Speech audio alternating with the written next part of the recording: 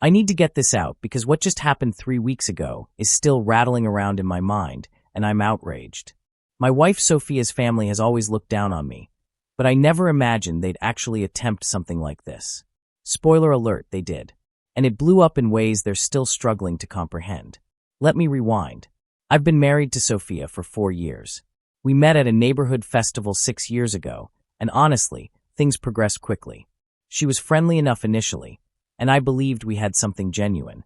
Her family, though, entirely different tale. From the start, they made it obvious I wasn't their top pick, or even their 20th, but Sophia appeared to stand up to them, so I assumed we were united. I work in factory assembly earning $42,000 annually. Not spectacular, but it's solid labor. And I've been there 8 years with consistent work. I drive a 2008 Civic that operates smoothly, but has a dented bumper. I haven't fixed it since it doesn't impact the emissions test. And I had other focuses. I don't possess a university diploma, and I'm not on Indeed because I'm not seeking new employment, and I don't bother with career connections. Sophia's family is what you'd describe as affluent. Her dad, Robert, operates a sort of advisory firm. Her mom, Elaine, stays home. They reside in an upscale condo in a gated community with maintenance charges and manicured gardens. Her brother, Colton, is in investments and never stops bragging about his returns. Her sister, Kinsley, what a man who runs 4 restaurant chains. They're the type who discuss real estate trends at Christmas and contrast their children's grades. I'm the type who punches in, performs my duties, punches out, and doesn't believe employment defines my value. We were never going to align. The issue is, I've sensed for around 2.5 years that something was amiss with Sophia. Minor details initially. She began spending extra time with her relatives, less with me. She'd head to her parents' place for lunch, 5 times weekly, and return late. She ceased inviting me, which I didn't object to at first since those meals were agony anyway. Her mom would drop subtle digs about my career. Her dad would inquire when I intended to return to college. Colton would boast about his commissions. But then Sophia grew odd about her tablet, tilting it from my view, stepping out for calls, receiving notifications at strange times. I'm not clueless.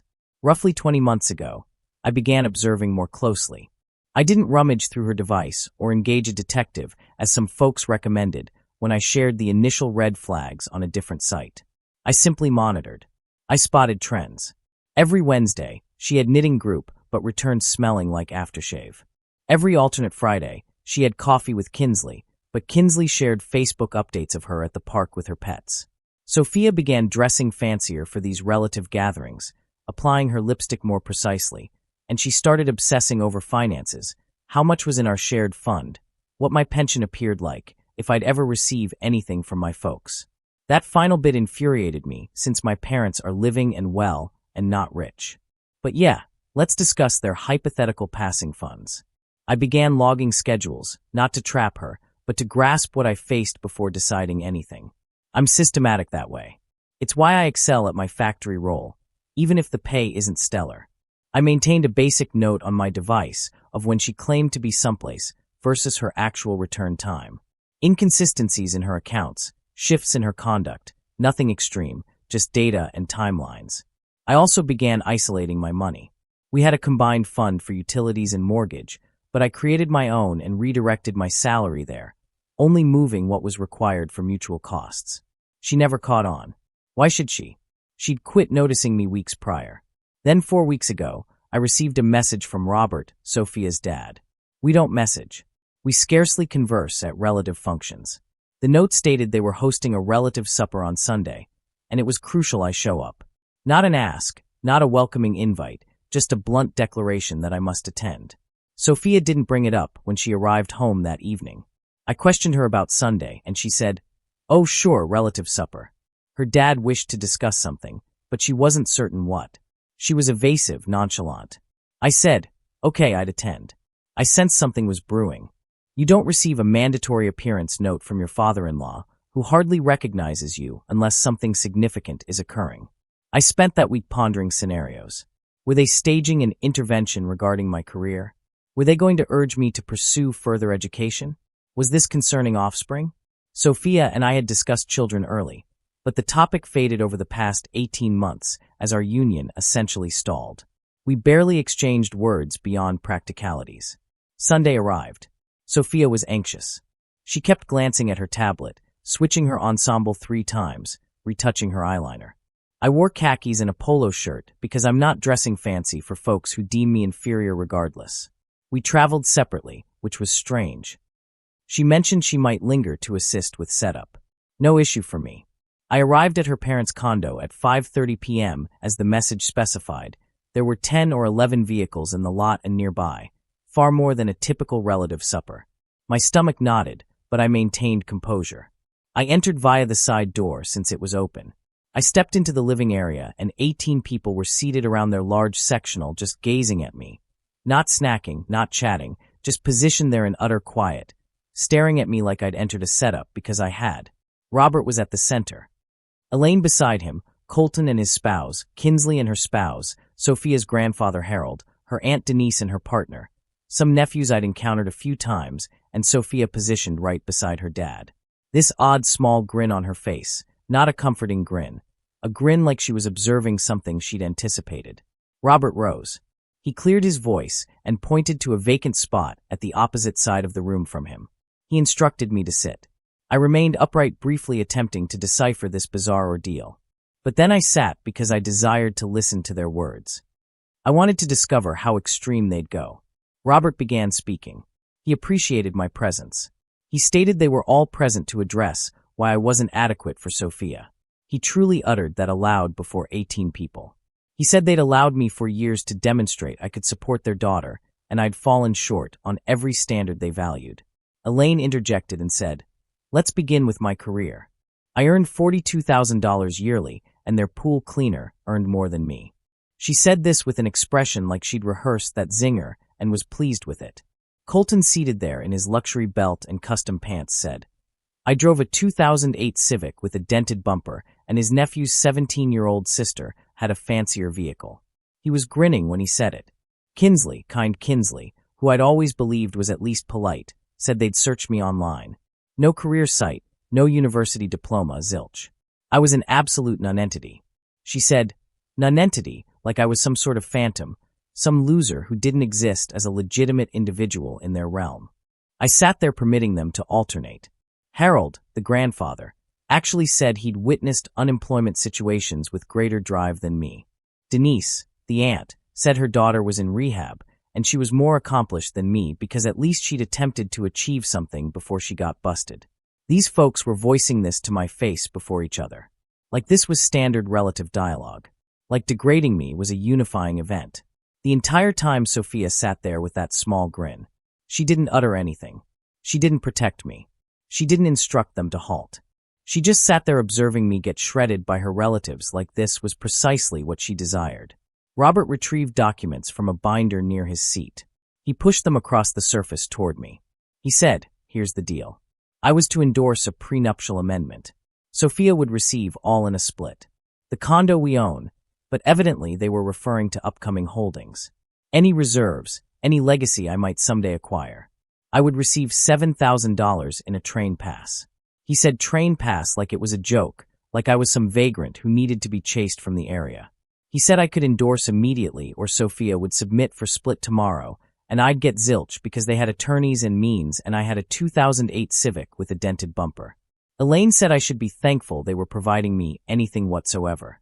Colton said this was beyond generous given I'd squandered for years of Sophia's peak parenting phase. They continued speaking. They continued enumerating my shortcomings, my career, my vehicle, my absence of schooling, my lack of initiative, my relative origins, middle class, not influential, no one notable, my looks.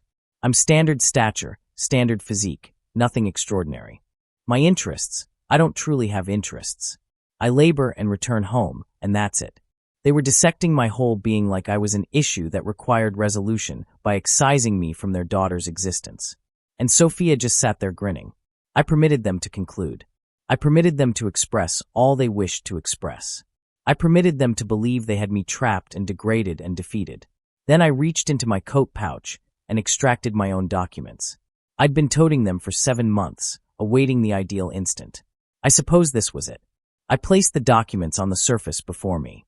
I said prior to endorsing anything, they should all peruse these first. I pushed them toward Robert. His fingers began trembling when he lifted them. Genuinely trembling. He scanned the initial page, and his complexion paled. Elaine leaned to view what he was perusing, and she emitted this small sound like wind escaping a balloon. Colton seized the documents next, and his grin vanished entirely. I leaned back in my spot and waited. This was going to be entertaining. Update 1. Okay, so the feedback on my previous entry was wild. Thanks to all who advised me to hold firm and not allow these folks trample me. Shout out to the individual who said my father-in-law's trembling fingers was the finest visual they'd had all month. You're spot on. It was quite gratifying to observe. But if you believe that supper was the conclusion, strap in because this tale is far from finished. So there I was, positioned at the end of that room with 18 sets of eyes on me, observing Robert's fingers tremble as he perused my documents. Elaine took them from him, and her expression shifted from arrogant to puzzled to furious in about 12 seconds. Colton grabbed them next and began leafing through sheets quicker and quicker, and I could see him attempting to absorb what he was scanning. The documents circulated the room, and the entire space just became utterly silent except for the noise of sheets flipping. What were the documents? Pleased you inquired because I've been scheming this for months, and I was so prepared for this instant. Initial page was split documents. I submitted 4 weeks ago. Didn't inform Sophia. Didn't inform anyone. Just visited an attorney, covered the submission cost with funds from my isolated fund that Sophia didn't know existed, and initiated the procedure. In our region, you can submit for split without the other individual's approval or awareness. They get notified eventually, but I was retaining my duplicates, awaiting the perfect moment to reveal them. This supper appeared quite ideal. Second part was a chronology. 20 months of records. Every Wednesday, Sophia claimed she had knitting group. I had the dates and times she truly returned. Every Friday, she claimed she was with Kinsley. I had captures of Kinsley's Facebook updates showing she was elsewhere. Every dubious notification, every peculiar call, every time she tilted her tablet from me. I didn't have solid evidence of betrayal because I never invaded her device or trailed her. But I had sufficient indirect proof that any split attorney would have a blast with it. The pattern was evident. She was allocating time elsewhere with someone else and fabricating about it regularly. Third part was the monetary papers. 7 months ago, I opened my own bank fund and began directing my salary there. I continued transferring precisely half of our mutual utilities to the combined fund down to the cent. So, she never detected, but I had records showing I'd shifted about $9,500 of my own funds out of her access. Not much, but enough that she couldn't assert I'd shirked monetary duty. I'd also detached myself as an approved user from 3 charge cards she'd established in both our titles without consulting me. Discovered those when I reviewed my credit history. She'd accumulated about $5,200 in expenses. My attorney said because I detached my approval before the split submission, I wasn't accountable for that obligation. Fourth part was the genuine bombshell. Ownership contract for our condo. We divided payments evenly though I earned far less than her, and the title was in both our titles. But here's the detail about ownerships. You can petition to be excised if you supply appropriate proof of parting. I'd already reached our property manager, clarified the circumstance, supplied a duplicate of the split submission, and petitioned my title be excised. Property manager sanctioned it pending Sophia's consent or a judicial directive. I had the notice right there in the bundle. If she didn't consent to excise me from the contract, I'd escalate to judicial. And regardless, I was exiting that contract, and she'd be liable for full payments or locating a new spot. Robert completed scanning and glanced up at me. He inquired what I believed I was accomplishing. I informed him I was shielding myself from a relatives that obviously had no regard for me and a spouse who'd been deceiving me for over 18 months. Sophia finally vocalized. First thing she'd uttered all evening, she said I was being absurd. She hadn't committed anything improper. I was suspicious and domineering. She said the knitting group was legitimate, and I was just too uncertain to trust her. She said her relatives were attempting to aid me, and I was hurling it back in their countenances. She actually attempted to portray this entire setup supper as them attempting to aid me like they were granting me a boon by informing me I was useless. I asked her to clarify the Kinsley scenario then. All those Fridays, she was allegedly with her sister, while Kinsley was uploading pictures at the mall. Sophia said Kinsley departed early, or she visited Kinsley's condo after coffee concluded, or I was misrecalling which Fridays. She was floundering. Kinsley interjected and said, "Yeah, sometimes she departed before Kinsley uploaded pictures or she arrived later, fabricating for her sister right there before everyone." The relatives were rallying defenses. Elaine said I was being exploitative by submitting for split without debating it with Sophia first. I highlighted that's precisely what they were attempting with their prenup amendment. Cornered me in a trap and compelled me to endorse something without any debate or bargaining. She said that was distinct because they were safeguarding their daughter. I said I was safeguarding myself from folks who believed I was expendable. Colton began on the financials. He said detaching myself from the charge cards was monetary mistreatment. Taking my own funds out of the combined fund was robbery. I chuckled, genuinely chuckled in his face. I informed him to proceed and report me for robbery of my own salaries. My attorney already examined everything and verified it was lawful. I'd been depositing my complete portion of utilities every single month. I had logs. If anything, Sophia establishing charge cards in both our titles without my awareness was nearer to deception than what I did. Denise, the aunt with the daughter in rehab, said I was committing a massive error. Robert and Elaine had networks, attorneys means. They would overwhelm me in judicial costs until I surrendered and granted Sophia whatever she desired. I said, that's okay. They could attempt. My attorney was operating on a conditional basis based on Sophia's conduct and her relatives' pestering, which was logged in my chronology. Also, wasn't it intriguing that they'd orchestrated this whole supper to degrade me into endorsing away my privileges? That demonstrated purpose. That demonstrated this wasn't about worry for their daughter. It was about dominance. That's when things got truly intense. Robert rose again and said, I had no clue who I was tangling with. He established his advisory firm from scratch, and he knew how to manage folks like me. Folks who rose above their level and needed to be reminded where they fit. He said I could act tough all I wanted, but ultimately, I was still a factory assembler with a dented bumper and no prospects. And Sophia merited superior. I remained seated.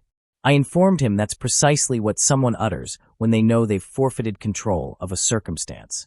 He'd summoned me here to degrade me and compel me to endorse documents. And instead, I arrived equipped with my own documents. And now he was floundering. Sophia merited superior. Perhaps she did. But she wed me, deceived me for over 18 months, and sat there grinning while her relatives shredded me. So perhaps I merit superior, too. Sophia began weeping, genuine tears streaming down her face. She said I was demolishing everything. She adored me. She never betrayed. I was annihilating their relatives over nothing. Her mom hurried over to soothe her and scowled at me like I was the antagonist here. Harold, the grandfather, said I should be embarrassed for making Sophia weep. I asked if they were embarrassed for making me sit here while they enumerated all my shortcomings as a person. Quiet. Kinsley's spouse vocalized for the first time. He inquired what I desired. What would make me abandon the split and endorse the prenup amendment? I said nothing. There was nothing they could propose me. The union was finished. Sophia and I hadn't had a genuine exchange in weeks. We resided in the same condo, but we were outsiders. I'd been disengaging sentimentally for over 18 months while she pursued whatever she was pursuing on all those Wednesday evenings and Friday mornings. This supper just affirmed what I already knew. Her relatives would never esteem me, and she would never select me over them. Robert attempted a different tactic. He sat back down and said, All right, let's converse like grown-ups. What did I require to make this split simple for all? I'd get my title off the contract. We'd divide whatever was in the combined fund. Sophia would assume her charge card obligation, and we'd both proceed. No attorneys, no judicial, just a clean separation. He was attempting to sound logical now that the coercion hadn't succeeded. I said no. I was proceeding with everything as I'd orchestrated it. Split with the chronology as proof of her dubious conduct. Petition for her to assume the full charge card obligation since she established the cards and incurred the expenses. Detachment from the contract with her assuming full liability for payments. Division of any mutual holdings with me receiving my equitable portion. And one more thing I'd been withholding. I extracted my device and opened my image collection. Scrolled to a particular directory. Turned the device around so Robert could view. Captures. So many captures. Text exchanges between Sophia and her relatives over the last 7 months. I didn't obtain them from her device. I obtained them because we have a relative's device plan that Robert covers, and he's the account overseer, which means all the device logs go through his account.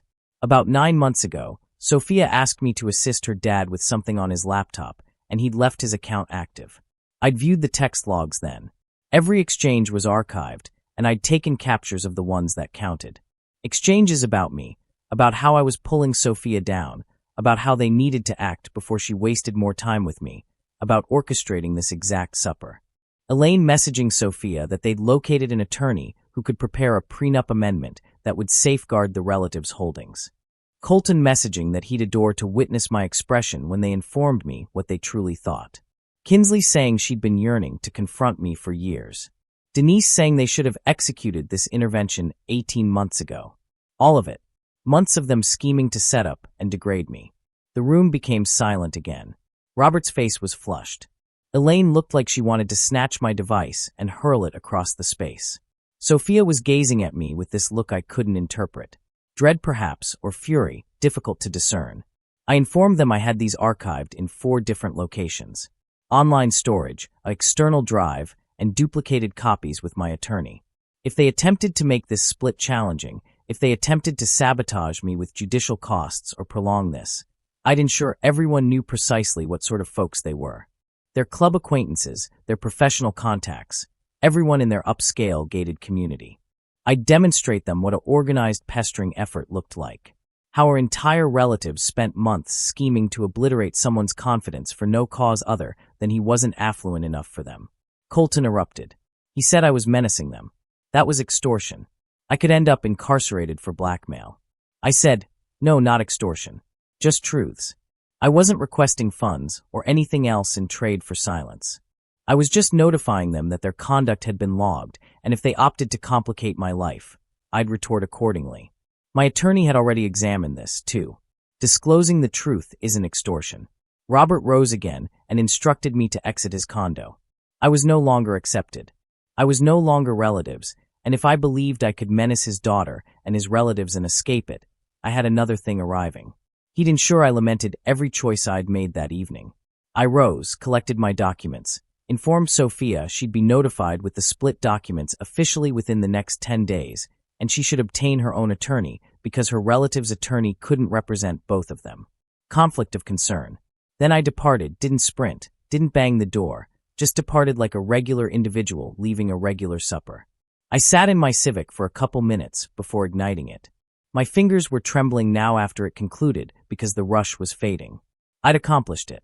I'd confronted all of them, and I'd triumphed that bout. But I knew this wasn't concluded. Not even near. I drove back to our condo. Sophia's vehicle wasn't there yet. I assembled a suitcase with sufficient attire and necessities for 10 days and loaded it in my vehicle. I wasn't remaining in that condo. I'd been ready for this, too. I had a colleague from the factory, another guy in assembly, who said I could bunk on his futon for as long as required. Marcus, reliable guy. Didn't probe, just said he had room if I needed it. I left the keys to the condo on the counter island. My title was coming off the contract anyway. I took my desktop, my vital papers, my attire, and some private belongings. Left everything else. Didn't count. I was exiting the lot when Sophia called. I didn't respond. She called 5 more times. Then texts began arriving. I need to converse with you. This is crazy. Return to the condo. We can resolve this. You're committing a massive error. My relatives are enraged, and you need to rectify this. That last one made me chuckle. I needed to rectify this. I wasn't the one who orchestrated a setup supper. I'm at Marcus's spot now. It's been 2 weeks since the supper. Sophia has called me 42 times. I tallied. I've responded to precisely 0. She sent probably 70 texts. Her relatives have begun contacting, too.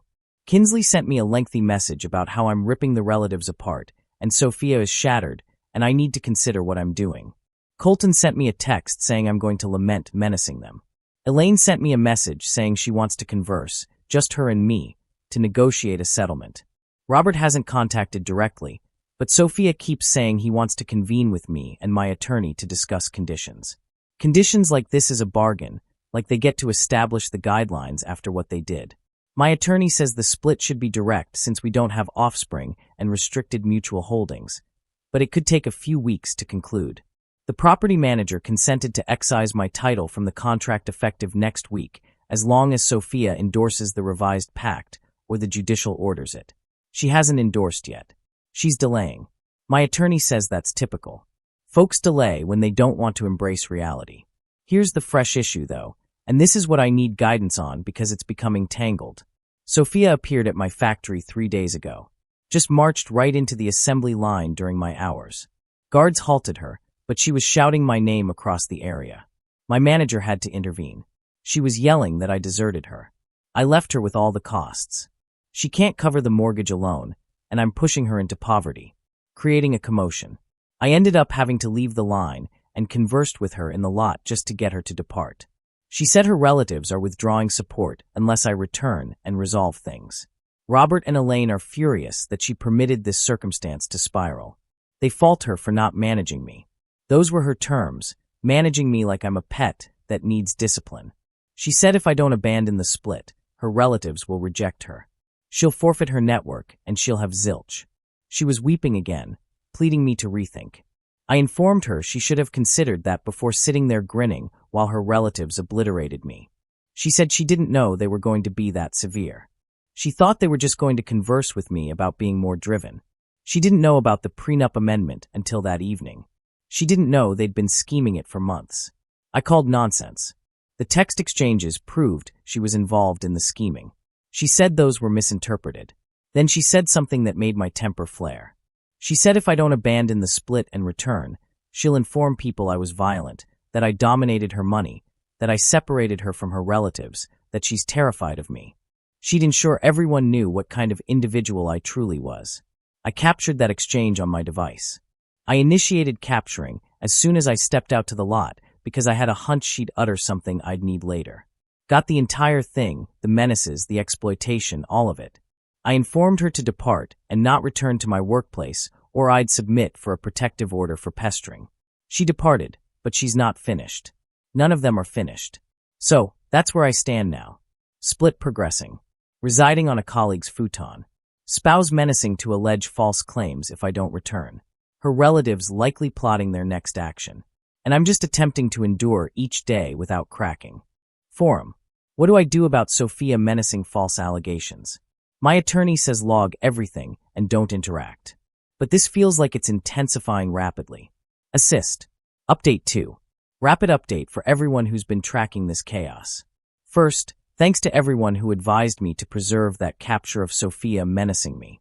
I've got it archived in like 6 different locations now, and my attorney has a duplicate.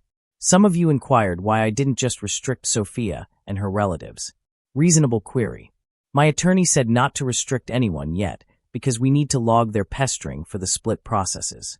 Every text, every call, every contact effort shows the behavior pattern. So, I'm letting them continue excavating their own pits. Things have become tangled in the 4 weeks since my last update. And I mean tangled in ways I didn't anticipate. Even though I should have realized this relatives wouldn't just concede loss and proceed. First thing that occurred was the condo circumstance detonated. Sophia declined to endorse the contract adjustment that would excise my title. My attorney said, okay, we'll obtain a judicial order, but that requires time. Meanwhile, I'm still technically on the contract, which means I'm still technically accountable for half the mortgage, even though I'm not residing there. I continued paying my half into the combined fund for costs like I'd been doing. But then Sophia emptied the whole combined fund, just cleared it, about $1,400 that was meant to cover mortgage and services.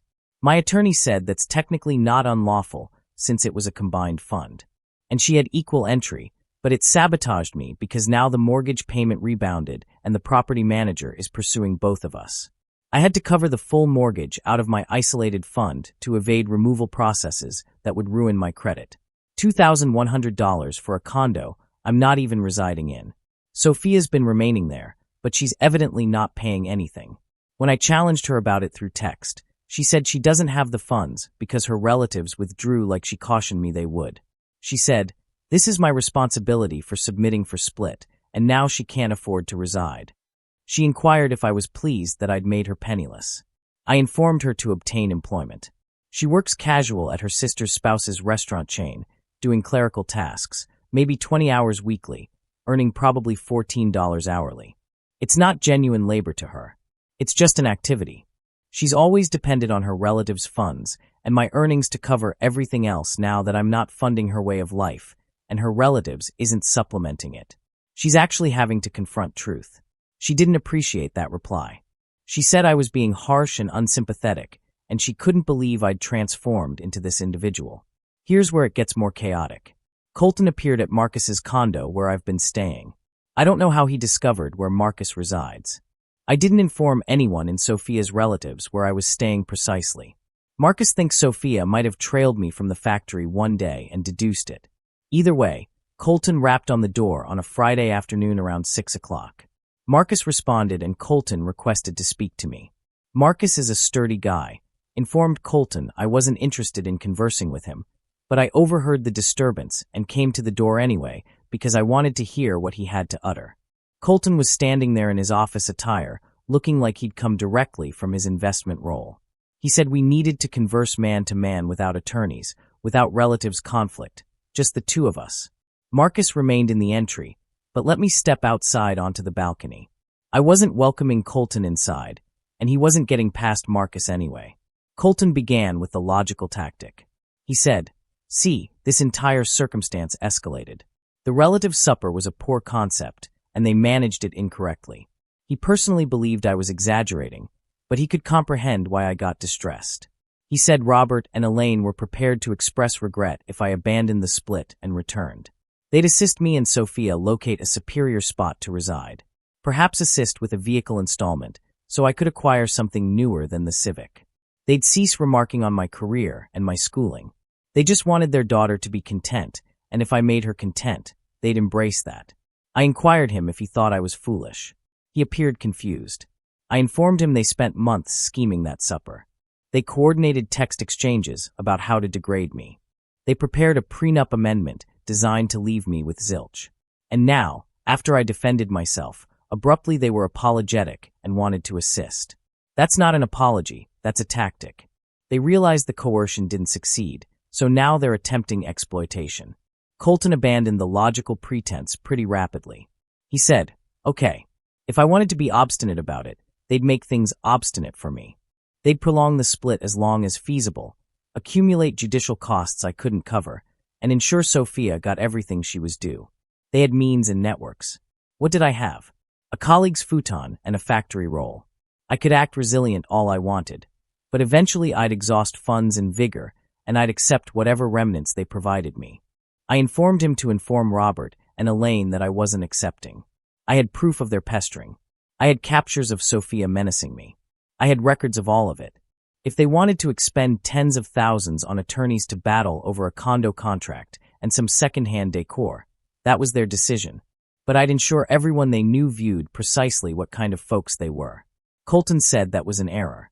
Their social group wouldn't care what I had to utter. I was nobody. They were founded members of their society. Who would folks trust? A prosperous firm owner and his relatives, or a factory assembler with a vendetta? I inquired him if he was really that assured about it, because all I had to do was dispatch those text capture to a few pivotal folks and let them form their own opinions. Folks adore drama. Folks adore witnessing affluent relatives turn out to be trash individuals. He departed after that. Informed me I'd lament making an adversary of his relatives. I returned inside and Marcus inquired if I was all right. I said, yes, just more of the same coercion methods. Marcus said I could remain as long as required, and not to fret about Colton appearing again. He'd ensure of it. Reliable guy, Marcus. 3 days after Colton's visit, I got notified with documents, not the split documents. Those were still handling. These were from Sophia's fresh attorney. She was litigating me for partner maintenance during the parting. She alleged I'd deserted her monetarily, and she couldn't sustain her lifestyle without my earnings. She wanted $900 monthly in interim maintenance until the split was concluded. $900 from my $42,000 yearly earnings, while she was residing payment-free in a condo I was still covering. My attorney chuckled when I displayed him the submission. Genuinely chuckled. He said there was no chance a magistrate would approve that given our monetary circumstance and the fact that Sophia was able to labor full-time, but selected not to. We'd contest it and likely triumph, but it meant more judicial costs and more time in judicial. More of my funds and vigor spent on this horror. Then the property manager got involved in a manner I wasn't anticipating. He dispatched both me and Sophia a notice saying he was weary of the conflict. The rebounded mortgage payment, the contract disagreement, me not residing there but still on the contract. He said if we didn't resolve this within 45 days, he was going to initiate removal processes against both of us and retain the deposit to cover his trouble and wasted time. $1,200 deposit wasted.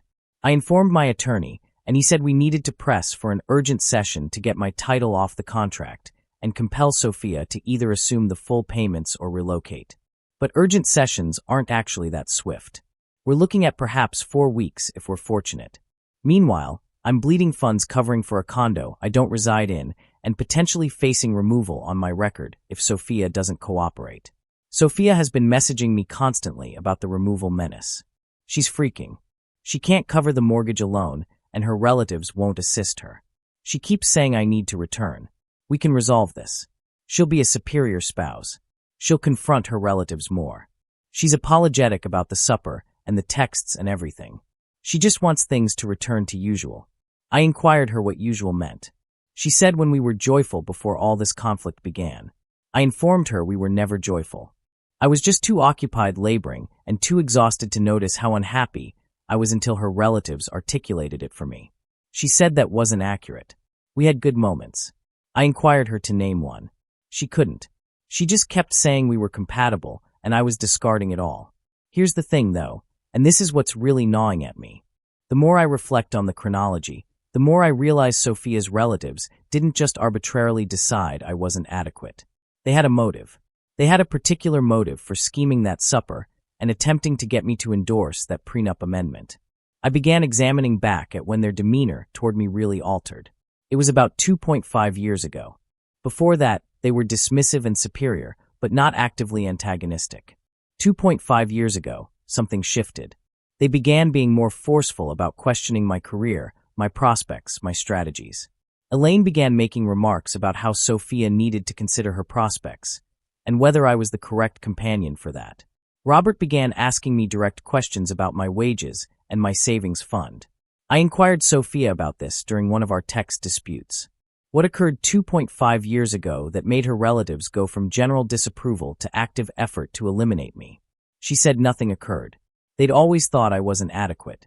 I said, no, it intensified. Something particular occurred.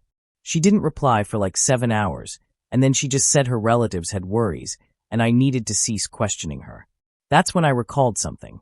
2.5 years ago, Sophia's grandfather on Robert's side passed away. Elaine's father-in-law. There was a memorial, property matters, relatives gatherings I wasn't invited to. And right after that is when the relatives' demeanor toward me got noticeably harsher. I inquired Sophia if her grandfather left a legacy. She said that was confidential relatives' affair. I said, we're wed. It's not confidential from me. She said, okay. Yes, there was a legacy, but it went to the relatives, not to her directly. I researched legacy regulations in our region. Anything inherited during a union is generally considered individual property, not shared property, unless it gets mixed with shared holdings. If Sophia received a direct legacy and kept it isolated, I'd have no claim to it in a split. But if she placed it in our combined fund or used it for joint costs, it might become shared property. I checked our old combined fund records from 2.5 years ago. There was a placement of $92,000. In November 2.5 years ago, $92,000.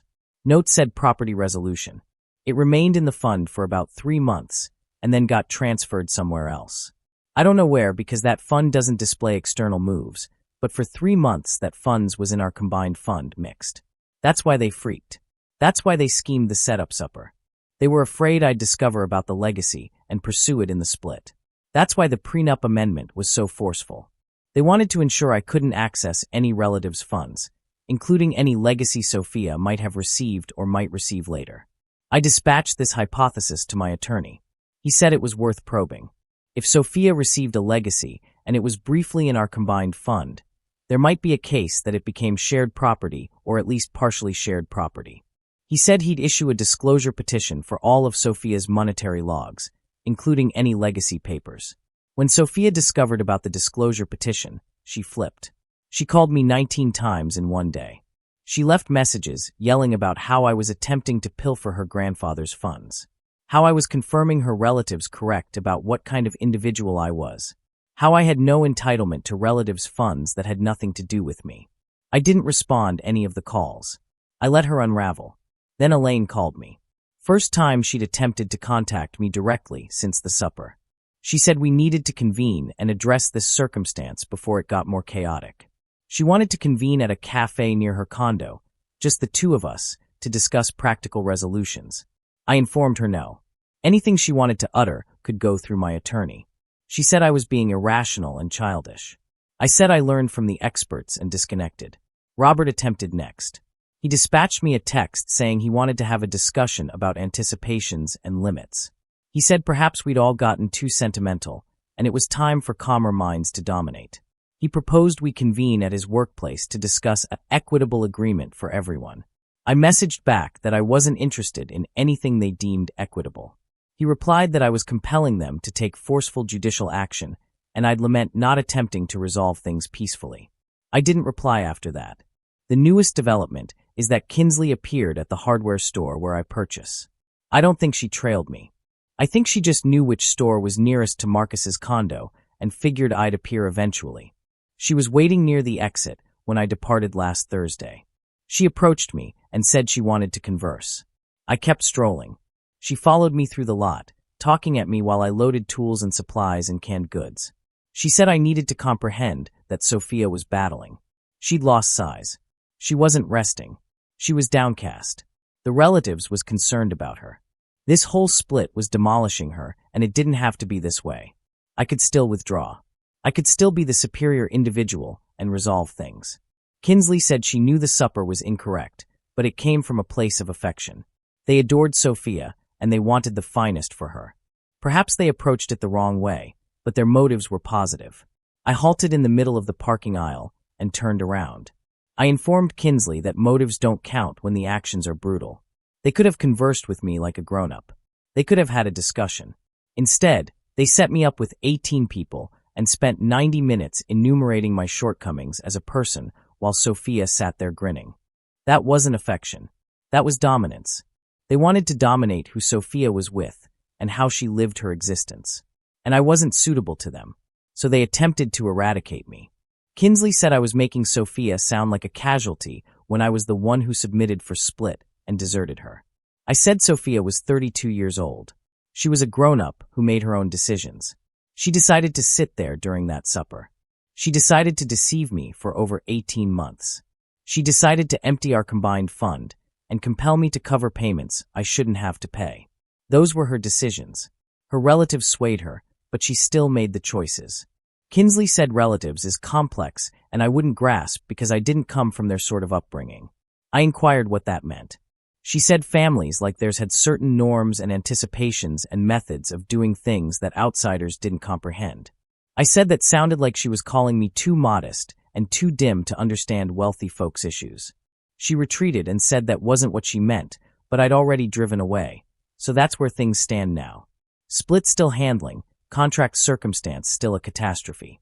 Disclosure petition submitted for Sophia's monetary logs. Her relatives escalating their pressure effort. Sophia getting more frantic. Judicial costs accumulating on both sides, and me still dozing on Marcus's futon attempting to deduce how much more of my existence I'm going to have to allocate dealing with these folks. My attorney says we should have a judicial date within 7 weeks for the initial session on holding division and interim maintenance. That's when we'll present the legacy proof and debate about the condo contract and all the rest of it. 7 more weeks of this. The issue is I'm exhausting funds faster than I anticipated. Judicial costs are devouring my reserves. I'm still covering mortgage on the condo. I'm paying Marcus some funds for bunking at his spot, even though he says I don't have to. Labor is steady, but the tension is impacting my output. I'm fatigued constantly. I'm furious constantly. I awaken pondering about what Sophia's relatives did, and I retire pondering about it. Forum. I need to know if pursuing that legacy funds is worth it. My attorney thinks we have an argument, but it's going to cost more in judicial costs to battle for it. Is it worth draining my reserves to potentially get a portion of funds that might not even be reachable anymore? Or should I just sever my deficits, get the split concluded as swift as feasible, and proceed with my existence? And what do I do about Sophia's relatives continuing to pester me? They're not technically doing anything unlawful. They're just appearing places and attempting to converse with me and making my existence difficult. How do I make them halt without getting a protective order that might make me look like the antagonist? Assist me deduce this, because I'm scarcely maintaining composure. A motive. You were utterly correct. The judicial session occurred the day before yesterday. I'm still absorbing everything that transpired, but I need to document it all while it's recent because this was superior than I could have envisioned. Leading up to the session, things got even more fierce.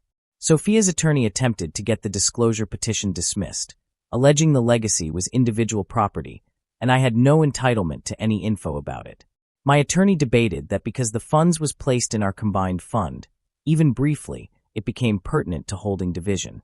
The magistrate aligned with us and directed Sophia to supply full papers of the legacy, including where the funds went after it left our combined fund. Sophia delayed for 3 weeks. Her attorney kept submitting delays and alleging they needed more time to assemble papers. My attorney said that was a warning. If the funds was truly individual property and properly managed, the papers should be straightforward. The fact that they were delaying meant something was amiss with their narrative.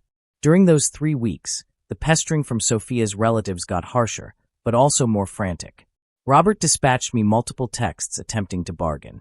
He proposed to pay me $12,000 to abandon the legacy claim and conclude the split swiftly. I didn't reply. Then he proposed $18,000, then $22,000. When each proposal came within a few days of the previous one, my attorney said the rising proposals meant they were freaking. If the legacy was properly shielded, they wouldn't be attempting to purchase me off. Elaine appeared at my workplace again. Guards halted her this time before she got to the assembly line, but she was in the lot when my hours concluded. She approached me and said we needed to converse about Sophia's health. She said Sophia was disintegrating, hardly consuming, not operating. The relatives was concerned she might injure herself if this split continued to prolong. Elaine said I needed to consider what I was doing to her daughter. I informed Elaine that Sophia was a mature adult accountable for her own decisions and her own emotional well-being. If she was battling, her relatives should get her genuine assistance instead of using her health as an exploitation tactic against me. Elaine said I was being unsympathetic. I said I learned from the experts and drove to my vehicle. She followed me, still conversing about how I was demolishing their relatives, and I'd lament not attempting to resolve things. I entered my vehicle and drove away while she was mid-phrase. The weekend prior to the session, Colton dispatched me a lengthy text. He said the relatives was prepared to make one ultimate proposal. They'd cover my vehicle, give me $28,000 cash, assist me get a superior condo, and ensure the split was concluded within 45 days with no further judicial action. All I had to do was endorse a agreement pact stating I had no claim to any legacy funds, and I wouldn't address the relatives or the split with anyone outside of essential judicial processes. Essentially, they wanted to purchase my silence and my collaboration. I displayed the text to my attorney. He said $28,000 was substantial funds, but if the legacy claim was as robust as we thought, I might be due considerably more than that. He said it was my decision, but the fact that they were now proposing serious funds meant we were likely on the correct path. I informed him to continue with the session. I wasn't accepting their agreement. I wanted to see them fidget in judicial. The session was scheduled for Tuesday afternoon at 10 a.m. I appeared with my attorney. Sophia was there with her attorney. Robert, Elaine, and Colton were seated in the audience behind Sophia's desk. They all appeared strained. Sophia appeared awful. She definitely lost size. She appeared drained. Part of me almost felt sympathy for her, but then I recalled her seated at that supper room grinning while her relatives obliterated me. The magistrate summoned us to order and inquired Sophia's attorney to present the legacy papers. The attorney provided a dossier. The magistrate examined it for a few minutes and then posed some queries. When did Sophia acquire the legacy? How much was it? Where was it placed? Where did it go after that? Sophia's attorney affirmed that Sophia acquired $92,000 from her grandfather's property in November 2.5 years ago. It was placed in our combined savings fund on November 12th. It stayed in that fund until February 5th, when it was moved to an isolated fund in Sophia's title only. The attorney debated that the funds was only in the combined fund briefly for handling purposes, and Sophia had always planned to keep it as individual property. My attorney rose and inquired why. If Sophia planned to keep the legacy isolated, she placed it in a combined fund in the first instance.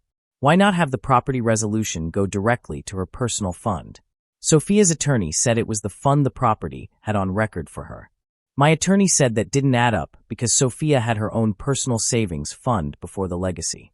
We had bank records showing both a combined fund and her isolated personal fund existed at the time. The magistrate inquired Sophia to clarify. Sophia said the property attorney proposed using the combined fund because it was simpler to handle. My attorney inquired if she had papers of that proposal. She didn't. My attorney then inquired what happened to the $92,000 after it was transferred to her isolated fund. Sophia said it was allocated. My attorney inquired for papers of the allocations. Sophia's attorney supplied records showing the funds was transferred into her investment portfolio in Sophia's title. Here's where it got fascinating. My attorney highlighted that according to the portfolio records, only $65,000 was allocated. He inquired what happened to the other $27,000. Sophia said she didn't know. She'd have to review her logs. The magistrate said we could pause while she reviewed. Sophia and her attorney had a murmured discussion. Sophia appeared freaked. Her attorney requested a break to examine the papers. The magistrate said, "No, respond the query now." Sophia finally conceded she'd given $27,000 to her parents. My attorney inquired why. She said it was an advance. They needed funds for firm costs, and she'd advance it to them with the understanding they'd repay her. My attorney inquired if there was an advance pact. She said no. It was a relative's advance. They didn't do official documents. My attorney inquired if any repayments had been made on the advance. She said not yet, but they would. My attorney then presented our proof. Text exchanges between Sophia and Elaine from 2.5 years ago discussing the legacy. Elaine saying they needed to ensure I never discovered about the complete sum. Sophia saying she'd transfer the funds swiftly, so I wouldn't have time to ponder it. Elaine saying they should give some to Robert for his firm before I could make any claims on it. Sophia consenting. Multiple texts discussing how to conceal the legacy from me and shield it from split. The magistrate perused through the texts. Robert and Elaine were seated behind Sophia, looking like they wanted to vanish. Colton had his face in his palms. Sophia was weeping. Her attorney was attempting to protest, but the magistrate informed him to be silent. My attorney debated that the legacy was placed in a combined fund where it stayed for 9 weeks. During that time, Sophia and I used that combined fund for mutual costs. Funds went in and out. The legacy funds became mixed with marital finances. Additionally, Sophia and her relatives had clearly planned to conceal the funds from me, which showed they knew there was a potential claim. The $27,000 given to her parents was effectively a move of marital holdings to a third party to evade division in split. The magistrate inquired Sophia's attorney to reply. He attempted to debate that the texts were misinterpreted and the brief placement didn't make the legacy marital property. My attorney countered that 9 weeks wasn't brief. It was deliberate mixing. The magistrate concurred. She said that based on the proof, the legacy had been mixed with marital holdings, and Sophia had taken deliberate steps to conceal it and move portions of it to evade division. The magistrate ruled that I was due 45% of the legacy value, not half, because the funds did originate as individual property, but 45% because it was mixed and improperly managed. That's $41,400 based on the original $92,000. The magistrate directed Sophia to pay me $41,400 within 120 days, either from the remaining allocated finances or by other means. If Sophia couldn't pay, her parents would be accountable for the $27,000 they acquired, plus fees, which could be seized from their holdings to fulfill the ruling. Sophia completely unraveled. She started weeping louder and saying, "This wasn't equitable. It was her grandfather's funds. I had no entitlement to it." Her attorney attempted to soothe her. The magistrate informed her the ruling was made, and if she wanted to challenge, she could submit the proper documents. Then the magistrate proceeded to the other matters, the condo contract. The magistrate directed my title excised from the contract immediately. Sophia would be solely accountable for payments going forward. If she couldn't cover it, She needed to give proper alert to the property manager and relocate. I was not accountable for any future payment installments. The $2,100 I'd paid to cover the rebounded payment check would be counted as a deduction against what I was due from Sophia from the legacy ruling, reducing my receipt to $39,300, the charge card obligation. The magistrate ruled that since Sophia established the cards in both our titles without my awareness and incurred all the expenses herself, she was accountable for the full $5,200 obligation. That obligation would not be considered a holding division, the partner maintenance petition. The magistrate rejected it entirely. Sophia was able to labor full-time and had selected not to. She had relatives means even if they were currently withholding aid. There was no foundation for interim partner maintenance. The split itself. The magistrate set an ultimate session date for 75 days out to conclude everything once Sophia paid the legacy agreement. In the meantime, we were legally parted, and the initial directives were in effect right away. Sophia's entire relatives appeared crushed. Robert was flushed and furious. Elaine was weeping. Colton appeared like he'd been struck. Sophia was still sobbing. My attorney and I departed the courtroom, and I felt this enormous burden lift off me. We'd triumphed. We'd actually triumphed. Outside the courthouse, Robert pursued us. He said this wasn't concluded. He said they'd challenge every ruling. They'd bind this up for months if they had to. My attorney said that was his privilege. But the initial directives were in effect anyway, and challenges rarely prospered in domestic judicial when the proof was this evident. Robert said I'd compensate for this. I'd compensate for exploiting his daughter and pilfering relatives' funds. I informed him I didn't pilfer anything. A magistrate directed an equitable division of holdings based on Sophia's own actions. If he wanted to fault someone, he should fault his daughter for placing legacy funds in our combined fund, and himself for taking $27,000 of it. Elaine emerged next, and she was enraged. She said I was a repulsive individual for pursuing Sophia's grandfather's funds. That funds was supposed to be for Sophia's prospects, for her stability, and I was taking it out of resentment. I said Sophia made choices about how to manage that funds. She could have kept it entirely isolated. She decided not to. She decided to place it in our combined fund. She decided to give a portion of it to her parents. Those were her choices. I was just following the rational outcomes of those choices. Colton said I'd better be cautious. The relatives had networks and means, and I'd made foes of all of them. My attorney intervened and said any menaces would be reported to the judicial and could impact the ongoing matter. Colton retreated, but said they'd ensure I never labored in this city again. I reminded him I labored in a factory, not in his investment realm, and his networks meant nothing to my boss. We departed and went back to my attorney's workplace to examine the next steps. He said I needed to await for Sophia to produce the $39,300. She had 120 days. If she couldn't pay from the invested legacy finances, we could pursue her parents for the $27,000 plus fees, since the magistrate had made them accountable. That could mean placing holds on their condo or seizing bank funds. He said the relatives would likely agree before it got to that stage. I inquired what happened if they just declined to pay. He said the judicial could hold them in defiance and impose sanctions. They could end up paying more in penalties and fees than the original ruling. Affluent folks usually didn't let things get that far because it impacted their credit and their standing. They'd pay. They might prolong it, but they'd pay. I returned to Marcus's spot and informed him everything. He said I should rejoice. I'd battled the relatives with funds and attorneys and networks, and I'd triumphed. Not many folks could claim that. He proposed to take me out for food, but I was drained. I just wanted to doze for about 14 hours. That was 3 days ago. Since then, Sophia has called me 48 times. I've responded 0.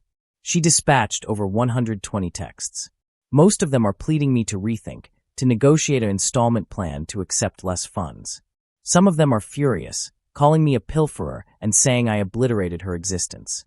Some of them are exploitative, saying she adores me and we can still resolve this. I haven't replied to any of them. Her relatives has been messaging me too. Elaine dispatched me a lengthy text about how I've obliterated their relatives' trust in their bond with Sophia. She said Sophia is in counseling now because of the tension I've put her through. She said I should be embarrassed of myself. I restricted her number. Robert dispatched me a text saying they're selling some holdings to pay the ruling because they don't want it lingering over them. He said I should be pleased that I've taken shelter from their homes and caused them monetary difficulty. He said Sophia might have to relocate back in with them because she can't cover payments alone. I restricted his number, too. Colton dispatched me a message saying I'm everything they thought I was.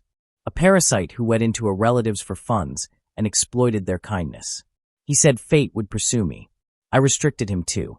The only individual I haven't restricted is Sophia because my attorney said to keep the communication open in case she attempts to bargain the payment. But I'm not replying to her sentimental exploitation.